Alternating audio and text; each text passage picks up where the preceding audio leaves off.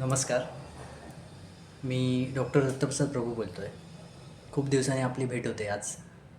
थोड्या दिवसापूर्वी आमच्याकडे एक छोटासा मुलगा आला होता. त्याचं वय होतं साधारण 1.5 वर्षाचं आणि तो 1.5 वर्षाच्या मुलाच्या आईवडिलांची तक्रार होती की सतत सर्दी होणे, कफ होणे. एक 3 महिन्यापूर्वी त्याला न्यूमोनिया पण झाला होता. त्याच्यासाठी एका हॉस्पिटलमध्ये त्याला ॲडमिट केलं गेलं आणि त्या हॉस्पिटलमध्ये ॲडमिट केल्यानंतर त्याला एका मोठ्या हॉस्पिटलमध्ये पाठवलं गेलं.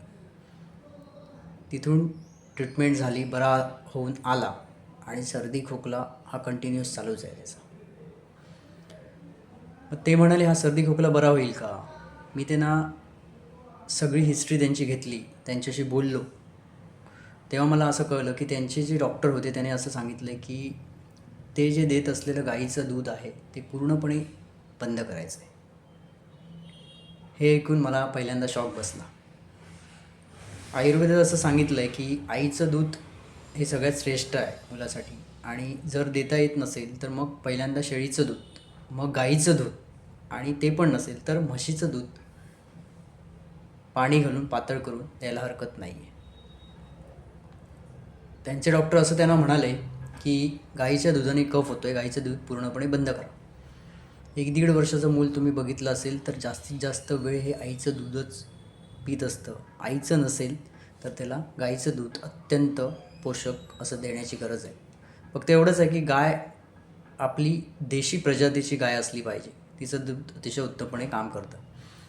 आणि बाहेरून दिली जाणारी जी पावडर आहे की आईचं दूध नाही आहे म्हणून ही पावडर खा, ती पावडर जी आहे ती तेल आणि तत्सम प्रकारच्या गोष्टी आतमध्ये टाकून बनवलेली असते आर्टिफिशियल आणि त्याचा तुमच्या बाळाच्या शरीरासाठी 0% उपयोग होतो.